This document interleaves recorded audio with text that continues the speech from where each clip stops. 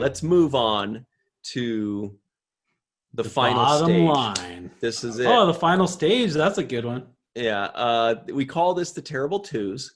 Bottom line. It is, well, I call it the bottom line. Mike likes to call it the Terrible Twos. It's the final two questions. Just call it the bottom line. I'll call it the bottom line too. I'll cave. It's the final two questions. That's why Mike wanted to call them the Terrible Twos. And they're really difficult. It's a tough time.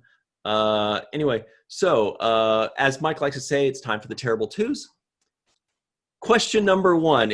I'm just kidding, of course. Mike hates it when we say the Terrible Twos, so we like to razz him. Yeah. Because he came up with that name. Actually, I do like it about as much as I liked this show. So okay, we'll find out what that is coming up. Perfect timing, because question number one is scale of 1 to 10. What would you give The Walking Dead World Beyond Michael Kenyon Rosenberg? 1 to 10. I guess I can't give it a 1 because the girl, Aaliyah Royale, the girl who played Iris, I thought she did a pretty good job. And I did like the concept. So that's 2 points. I guess I'll give it a 3. Wow. It's nice. What about you, Ty-Main? Scale of 1 to 10, what would you give it? I want to give it a 7, but my brain keeps saying 6. You can give it whatever you want, but I mean, if that's what your brain is saying. 6, but if you like the characters enough, you can boost it to a 7. But if you're talking about the overall show concept, writing, everything in place, it would be a 6 because it does not yet. It's one episode yet go in directions where it can happen. I'm hoping that it boosts it up to a 7 and an 8 as the episodes continue, because they have interesting concepts that is not delivering on them yet. Well, I'm going to give it, I really liked, I say this in a lot of shows, but I do pay attention to world building, and that's always very fun for me. And I love it when they have a new concept. Like if they just had these kids going off on Middle Earth battles with the zombies, then it'd be a very low score. But since they have more to it, there's Omaha, there's Portland, there's the CRM, there's what's going on in New York. It's expansive. There's a big Bible for this. So I'm going to give it a much higher, a significantly higher grade because of that, and give it a 3.5. Well, it did. It brought it up for me. Yeah. I mean, there was nothing that I hated about the show. 3.5 from a 0. Yeah, it's nothing I hated about the show. There's just very little I liked about it. There was just nothing really to it. I'm glad that when I asked you guys if you had a favorite character, I realized I secretly panicked because I was like, oh, shoot. I hope they don't ask me who my favorite character is, because I can't think of one. I don't care about any of them. But luckily, we just went on and I was let off the hook. Dang it. I know. What a relief. Who is your favorite character, though, Ryan? The second question of the Terrible Twos is, for the purposes of this podcast, we had to watch The Walking Dead World Beyond.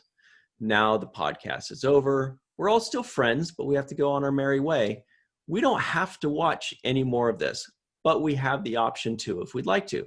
So the question is, Michael Kenyon Rosenberg, now that the podcast is over, of your own volition, would you watch The Walking Dead World Beyond Episode 2 and beyond? Would you watch the second? I guess you could probably guess I have no I'm idea. saying that I would not. Thumbs down. What about you, Ty-Main? Would you watch the second? I actually would watch the second and the third episode. I want to see where they're going. Like I said, I do not think New York. I think they failed Omaha.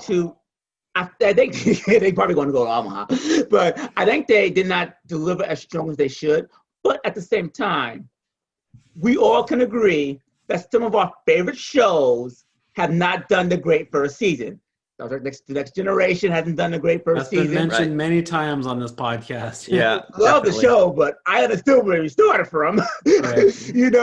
And even stuff like my favorite show, which is Star Wars: The Clone Wars animated series, its first season wasn't that great. The movie that they all keep jumping about, the animated movie everyone hates. That's part of season 1. It just didn't make it. He just took that part of season 1 and put it into the movie, made a movie out of it.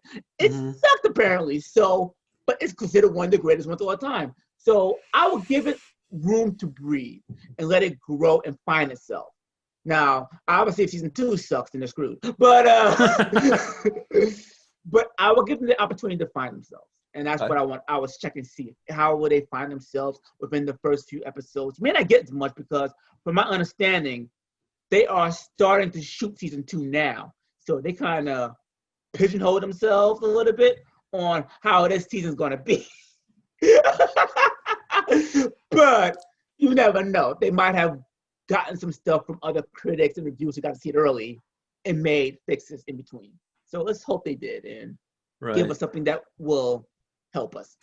Well, see, here's the thing. I definitely agree with a lot of that. But I have to hold an existing franchise and spin-off to a higher standard because they've ironed out their kinks, presumably, in 12 years of The Walking Dead. If this was their first time doing a show, then yeah, I cut them a little more slack. But now I'm like, you've had all your practice episodes for the last 10 or 12 or 15 or however many years it's been.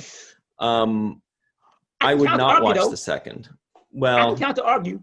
Go ahead. Because Voyager was not good at season 1 either. And they had 10 years plus as well background experience of the Next Generation, DS9, and so forth. And the Voyager season wasn't that good either. But after a while, get 7 of 9 in, start doing a few of the different things, stop looking for Earth every 5 episodes, every episode or 2. It became a better show. Counter argument. Back in the late 80s and 90s, when the Next Generation and Voyager were on the air, there were a lot fewer choices of stations to choose from and shows to choose from. People were much more patient.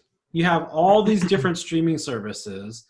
You have a million different channels, and they're all making content. So you've got a lot more choices. And so if you have a very limited amount of time, like somebody like me who has a 40-hour a week, 45-hour a week job that I have to work, and then I do this podcast too, which takes up a lot of my time. I'm packing right now, so I have a lot less time to devote to these kinds of shows. So I'll watch the first episode. That's why we watch the first of things.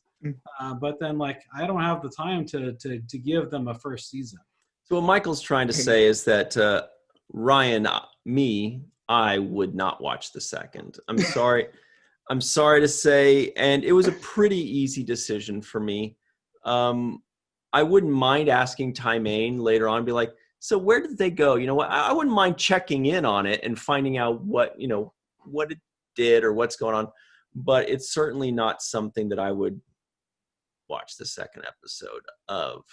I think my wife is planning to watch some more of it, so I can always find out from her. Yeah, that's kind of what she. Let me know after the whole Negan thing and Glenn and all like that. She kind of kept me up to date a little bit about Walking Dead. So I was like, all right, well, I know what happens, so that's fine.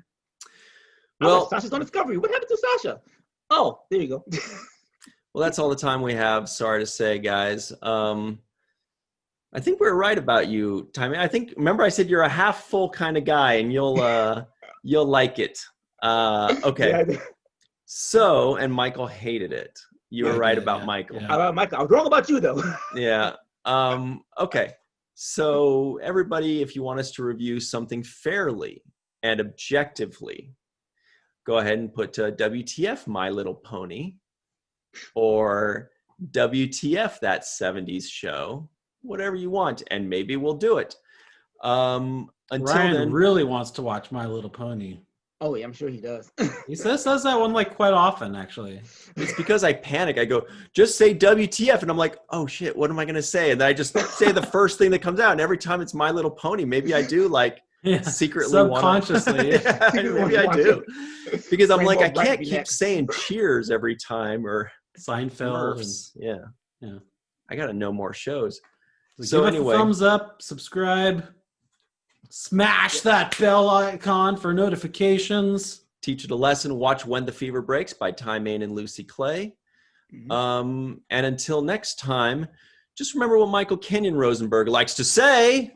Wait, we forgot to say This podcast was very out of whack, almost as if a zombie had bitten me and I was just doing things in the wrong order.